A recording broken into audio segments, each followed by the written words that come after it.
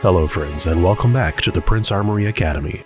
In this tutorial, we'll be building this intricate leather helmet.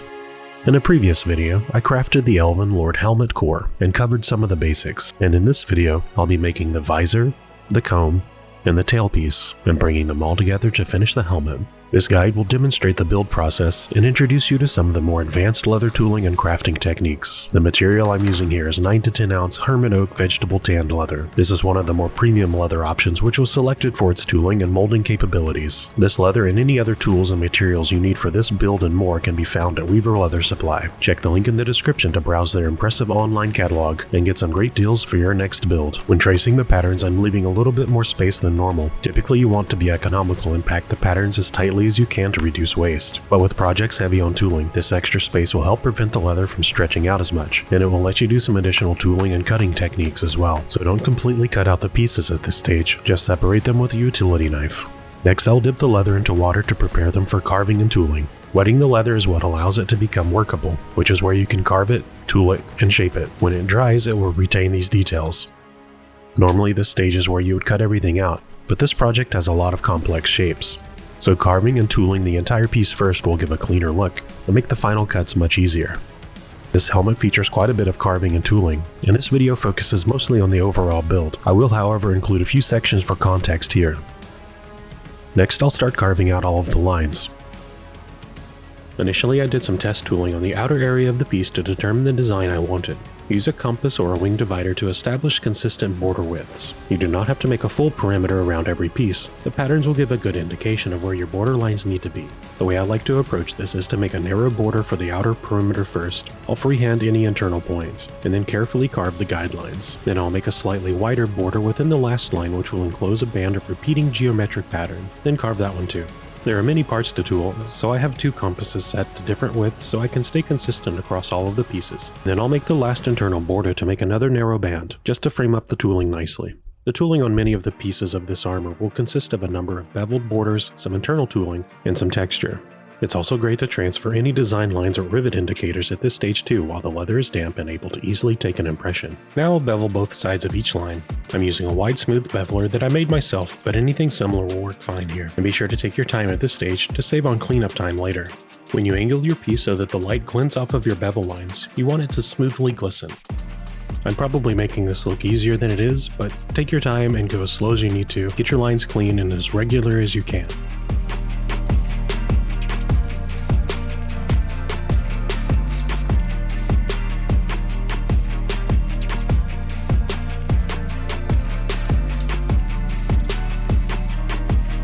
Next, I'm going to be adding some texture to the inner areas.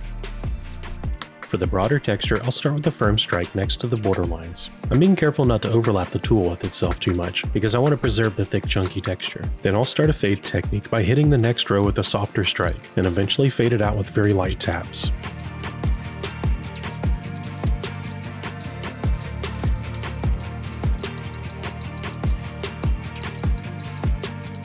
And here I'm adding a pebble texture to clean up the edges, and I like this tool because it has a flat spot that gets a nice crisp transition along the border edges. But any sort of pebble texture tool should work just fine. Now I'm filling out the middle beveled band with a scroll design that I picked out for the project.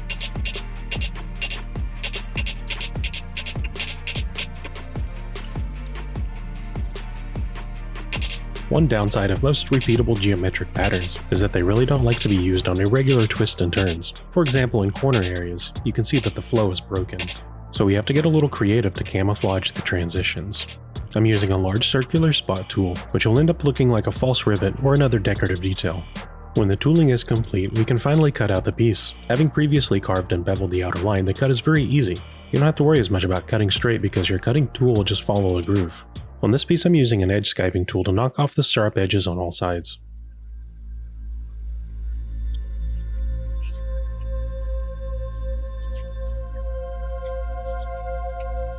And then burnish with a slicking tool.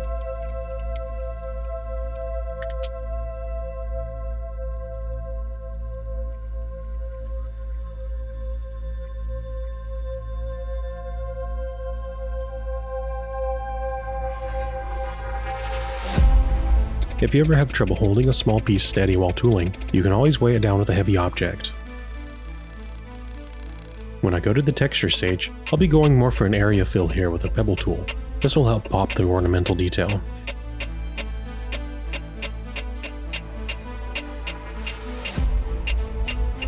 Here I'm adding the scroll tooling again.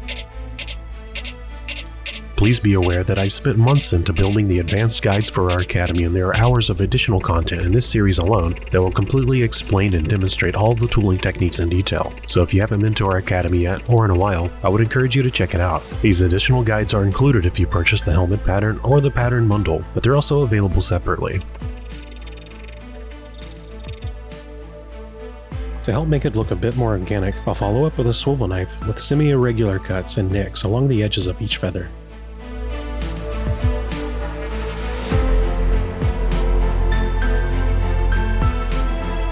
Before we move on to coloring, my next task is to get all of the parts tooled and pre-assemble the helmet. I'll be starting with the tail section that sits at the back of the helmet. It's comprised of a few articulated segments that will allow it to collapse freely. Next, I'll need to do a test fit on the pieces and make sure everything lines up.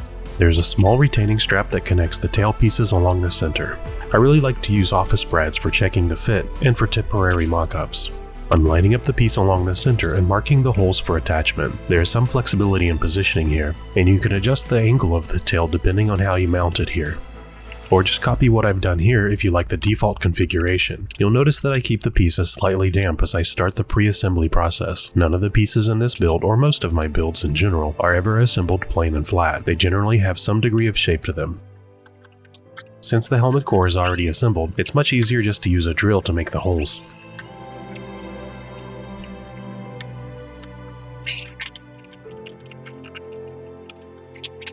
Now I'm clamping the base of the tail to the helmet, and I'm using scraps of leather to avoid deforming the surface of the damp leather. And you may note that I did not yet punch some of the holes for all of the pieces. This is because leather stretches a lot when being tooled and formed, and you may use a different thickness or type of leather than I will, so you should always verify fit first.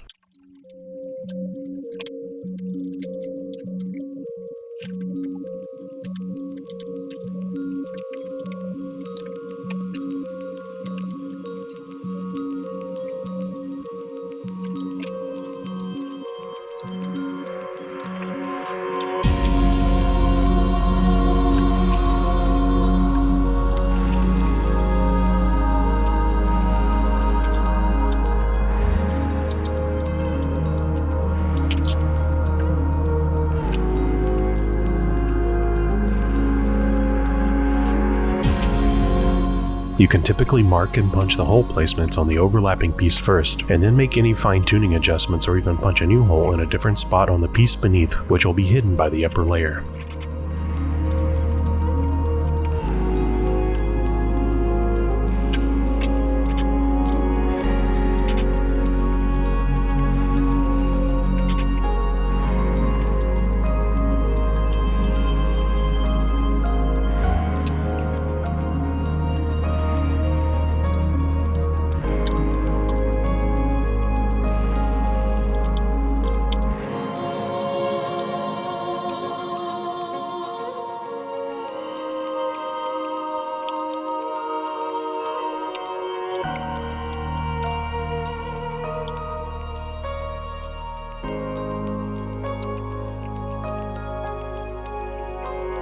The patterns for this project come with 4 pieces, and I omitted 1 piece in my build. Don't read into this too much. I just decided to go with 3 pieces instead of 4 for a slightly shorter tail. You may prefer the 4-piece configuration. I'm adjusting a few hole placements to make this change, but if you're following along on your own build, you can just follow the patterns for the original layout.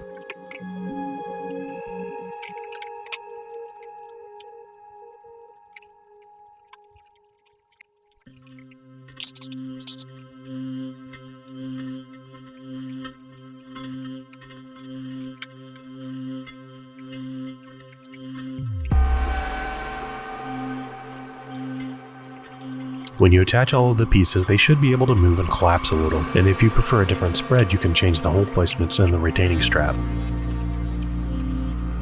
Next, we'll put together the cone. I may also refer to this type of component as a crest. First, I'll carve and tool the pieces again. The tooling process is basically the same, so let's go ahead and put it together.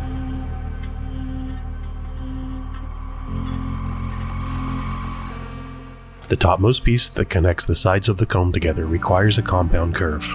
The leather will need to be damp but still firm. If it's too wet, you'll not be able to stretch the leather enough to make it hold shape, and it will turn out lumpy. And if it's too dry, it won't accept any stretch at all. Start by folding it into a U shape along the length of the piece. Then work this piece into a crescent shape while maintaining the previous bend. You can work it back and forth and press it against a flat surface to ensure the shape stays even. Just get it close to the shape of the side pieces. If you get close enough, the rivets will force the final shape. I would also strongly recommend skiving the inside of the side parts along the top. Here's debulking the material, which will make assembly much easier.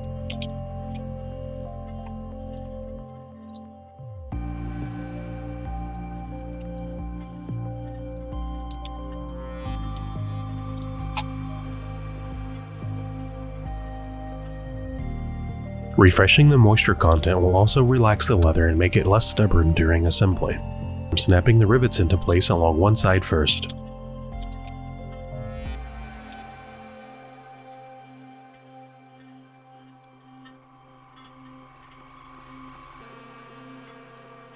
To set the rivets, I'm using the back end of a mini anvil. If you do not have something like this, you can improvise with another method. For example, if you can find a small metal piece that you can wedge between the pieces. You just need some way to support the back of the rivet so that you can set it, and if you have a foot press, that can work too.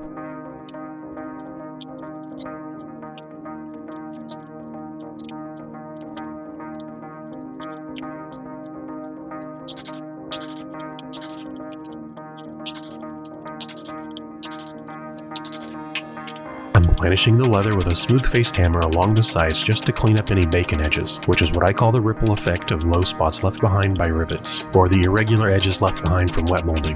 The final step at this stage is to fine-tune the form of the crest so it fits snugly against the helmet core. When you finish your core, it may be slightly different in shape than mine. Just try to shape the crest so that it makes even contact, and you may prefer a wider or more narrow crest, so you do have some flexibility according to your own preference. You can shape the piece however you want.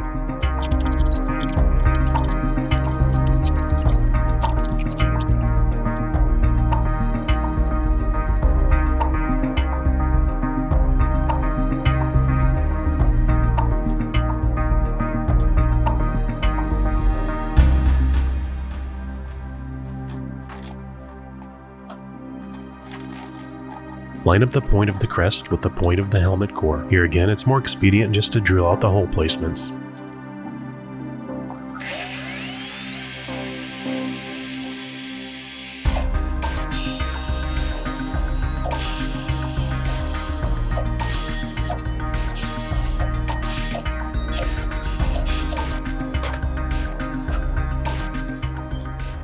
And finally, we'll work on the visor. I'll touch on some of the tooling here, but as I mentioned previously, it's a pretty big piece and there are a lot of tooling techniques. So if you want the full demonstration and additional content, I hope you'll consider grabbing the complete pattern and lesson bundle.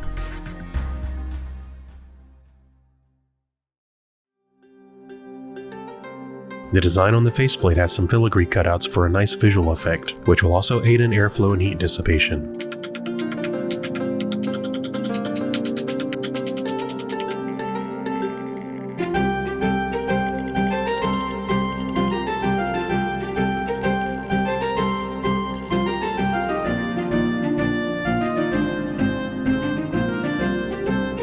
The visor has some optional filigree work, which if you want to replicate it, I'll cover it in more detail in the advanced cutting guide that will accompany the Elven projects. It will also be available as a standalone lesson, but that's what you'll want to watch next if you're building the helmet.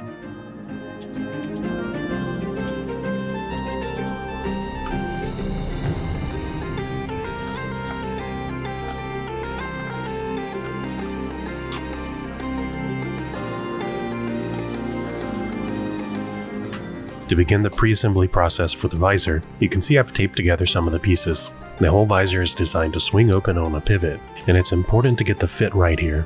The pattern will include some reference mark indicating the zone where the Chicago screws will go, but you will want to verify for yourself because again, with such a complex piece, and so much shaping, and so many parts, and so much tooling, and so many variables in your own leather, the shape of your helmet is going to vary slightly, and maybe more than slightly.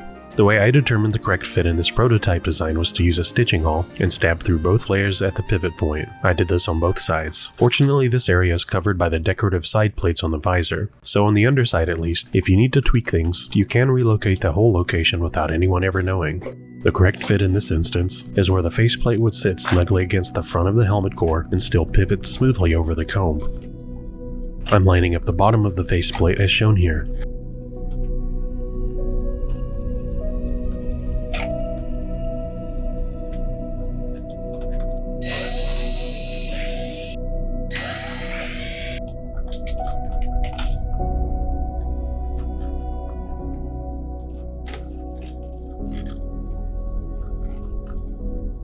To ensure symmetry, you can transfer the hole you made to the paper pattern, and then use that to mirror the hole location to the other side.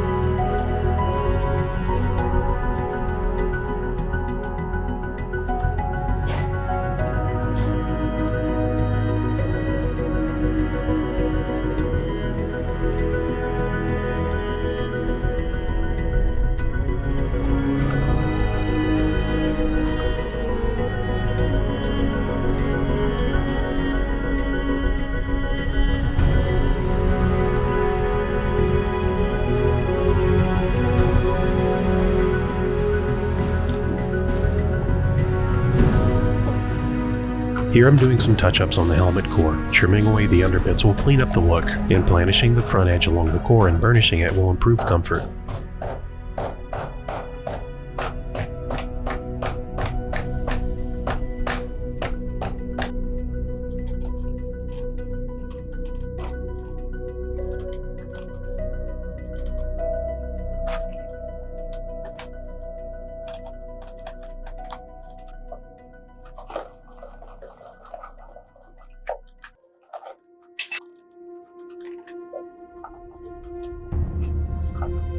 The faceplate has a small trim piece.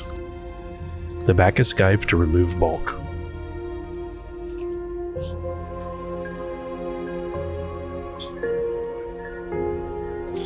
To determine the position, I'll tape the piece in and then mark a reference line. I'm roughing the contact area, which will be glued in a moment. I'll also rough the inside for good measure. Now I'll glue the trim piece. This is not a load-bearing piece. Any standard PVA or leather glue here is fine. Contact cement is also fine. We just want to hold it steady when we stitch it. I'm using my glue spreaders to get an even coverage. I'll clamp the trim piece and leave it to dry for a bit.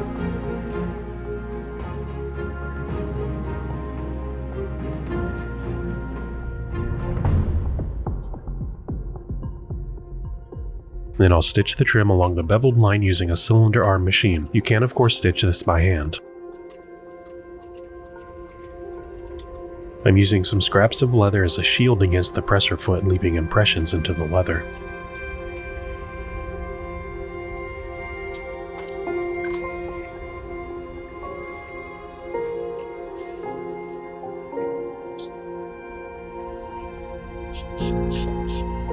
After stitching, I will add a bit of extra shape to the trim piece.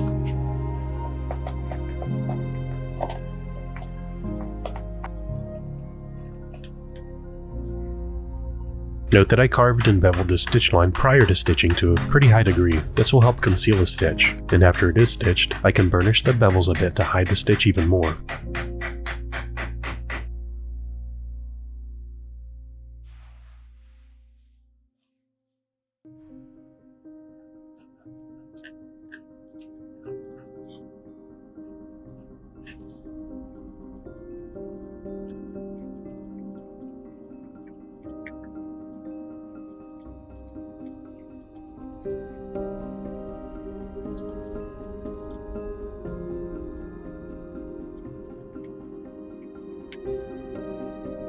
Next, I'll clamp the top visor piece to confirm its final location. Here's a quick hack. I'm misting some water over both pieces to get a quick reference of what's covered, then I'll know where to rough out the leather to glue it. I'm not going completely to the edges though, as I want the edges of the leather details to float over the surface a bit, so I'm just roughing up the inner area that's going to be glued.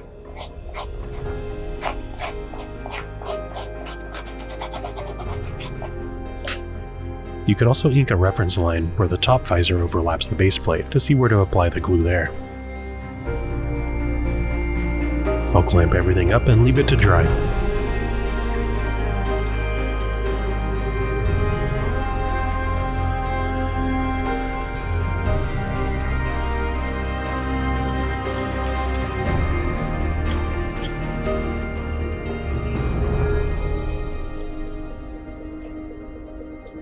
And then I'll carefully stitch inside the beveled lines.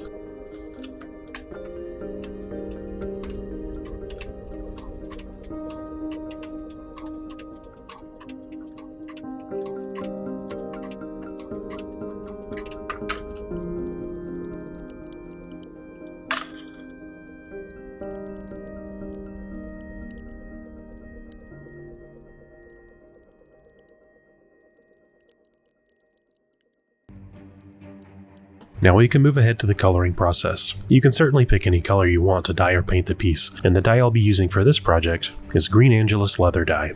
This is an alcohol-based dye that gives a vibrant base color, and I'll be using a technique called immersion dyeing for these parts. It uses a lot of dye, and it can be messy, but it is fast and deeply penetrating. And even though I'm going to paint it later, the good thing about dyeing a piece first like this with a similar base color is that if the paint gets scratched or damaged, which it eventually will, you'll reveal a similar color underneath which will make it not as obvious. Dye also actually helps firm up the leather, which is something we want for armor. Be sure to tend to the pieces as they dry when using the immersion method because they will often begin to sag. A little bit of deformation at this stage though is not really that bad. Just reshape them slightly back to their intended shape before they dry completely. For the finish we'll be using Weaver's Tough Coat. This is one of my go-to finishes, and I use the immersion technique here as well. I've had a couple of leather workers criticize this process, saying that I'm using more than I need to, but what they don't realize is that I'm deliberately using the acrylic as a hardener. There are various techniques to harden leather armor, but the reality is if you water form it and shape a piece of leather, that alone will start to firm it up a lot, but it won't retain its shape as well over time. And then it will firm up even more when you dye it, especially with an ample use of dye, and you'll start to lock in the shape.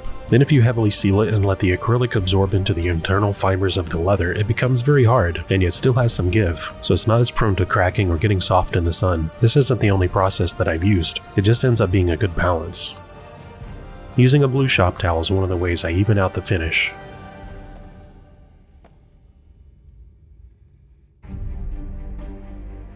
I'm being sure to let the side panels soak in a bit more, because these bits will stick out and they'll need to support their own weight over the long term.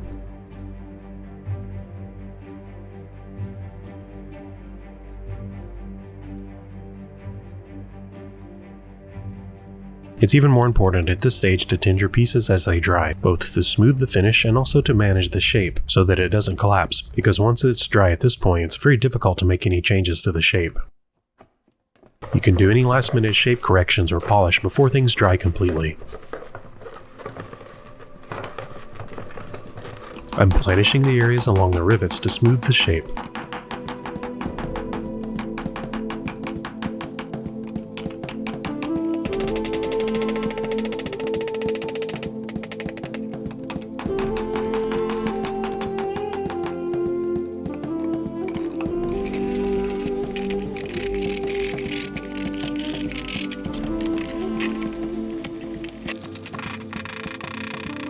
I'll give the side plates a little bit of flair by shaping the feather details out.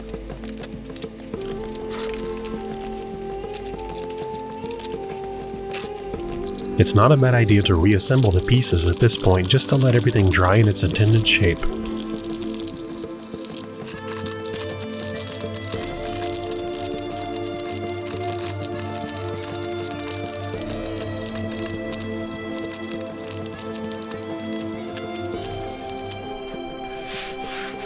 Painting.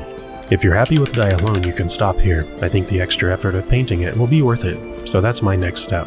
For this build I'll be using a combination of some of my favorite acrylic paints from Jacquard. This metallic line of paints is called Lumiere.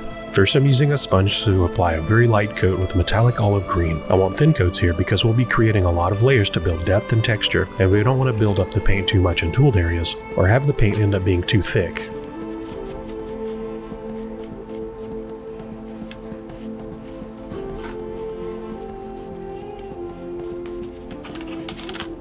To add some initial antiquing, I'll use some black paint of Jacquard's Neopaque and a few drops to tint the black a little. I happen to have some brown airbrush paint from Createx handy.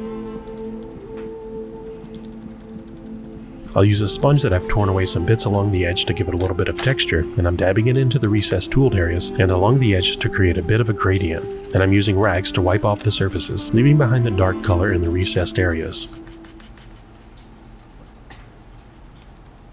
You can follow this step up with a brush to increase the prominence of the gradient along the edges.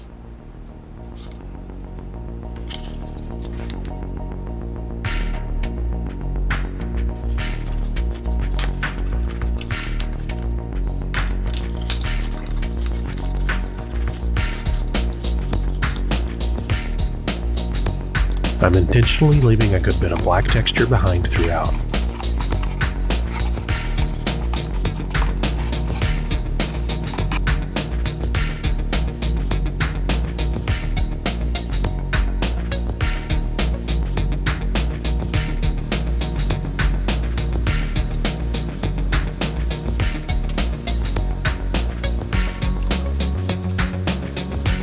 Moving on, Ashley will be using Lumiere Metallic Bronze to paint the base layer of the first trim color.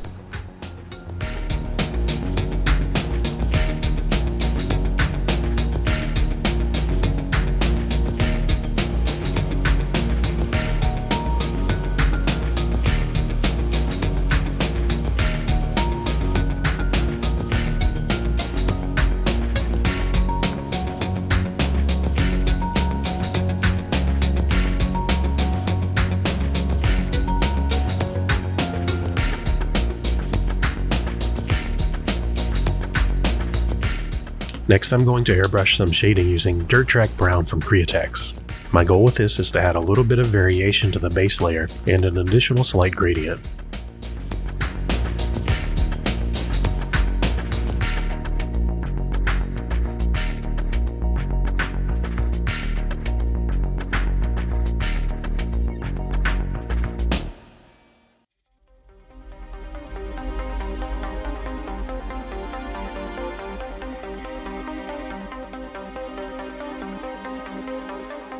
And just for a bit of extra contrast to pop the trim, I'm using a finer brush to darken either side of the trim. I'll come back to the trim soon.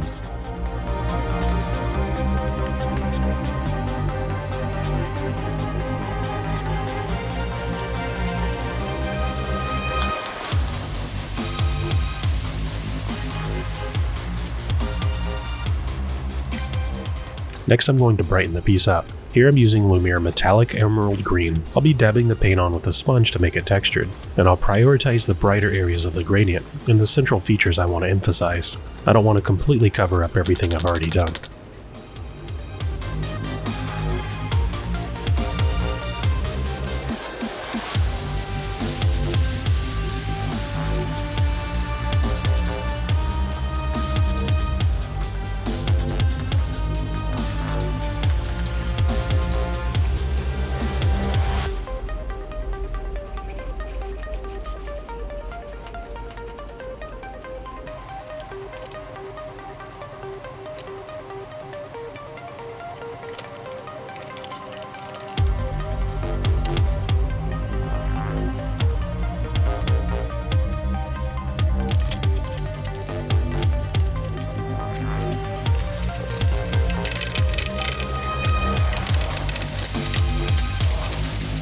Next, I'm going to do a very light coat of green shimmer effect, just to add a subtle sparkle.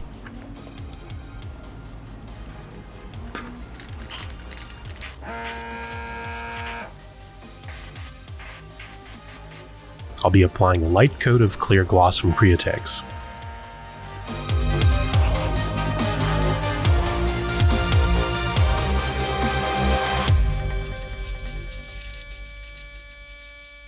Sealers tend to reduce the luster of metallics, so to brighten the trim up again, Ashley will do a light dry brush pass over the metallic bronze areas.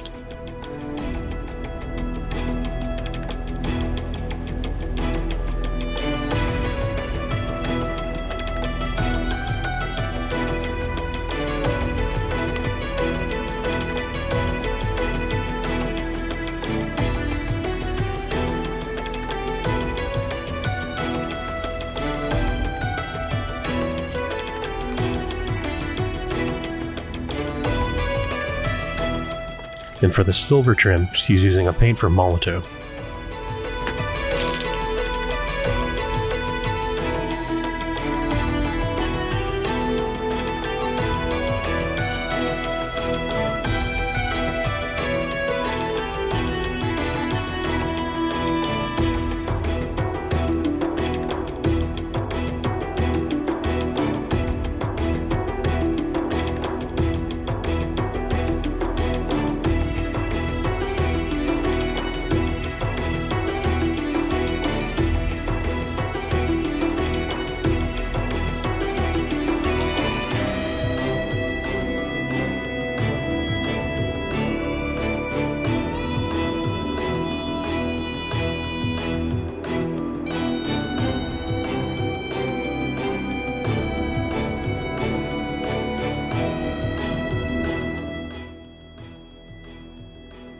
And now we get to bring it all together. If you put in the time to get the fit right in the pre-assembly stage, this will be a breeze. We'll start again with the tail assembly. I'm still using the medium double capped rivets.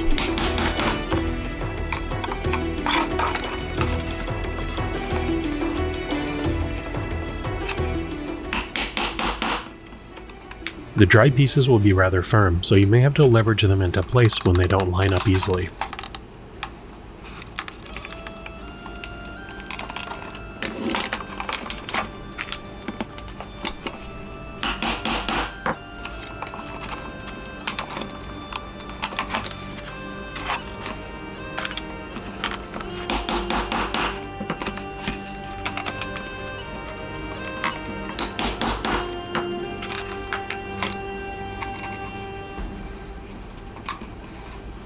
Attaching the retaining strap will limit the range of motion.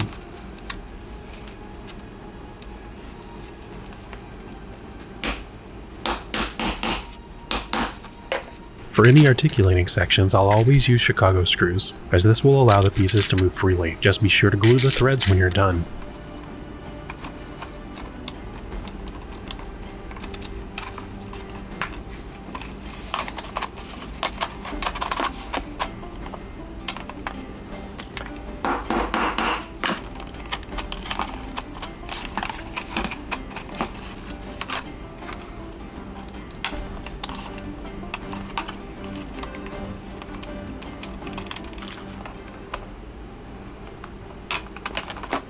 If you're finding this video interesting or informative, please consider liking the video and subscribing, and maybe share it with someone else you think would also like it.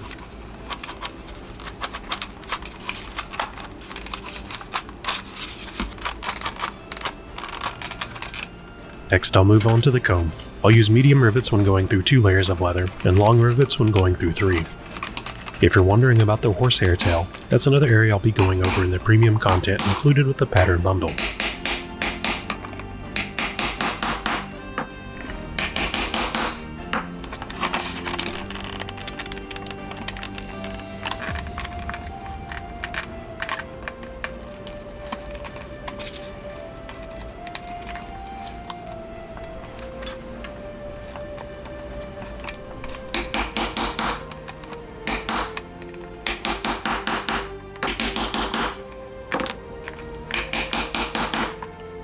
And now finally we can mount the visor. You only need 1 Chicago screw on either side. This will allow the whole visor to completely hinge upward.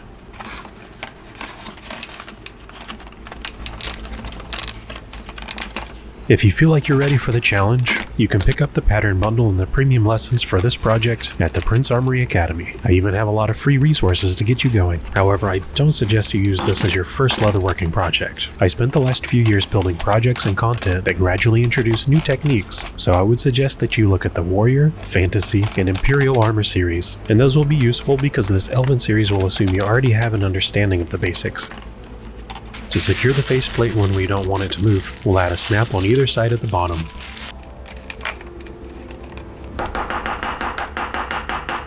Thanks again to Weaver Leather for their support in this build. I've been purchasing supplies from them for nearly 20 years, and I can't recommend them enough. So if you need leather, hardware, and tools for your next build, please consider using my link in the description, and I'll receive a small commission on your order at no cost to you.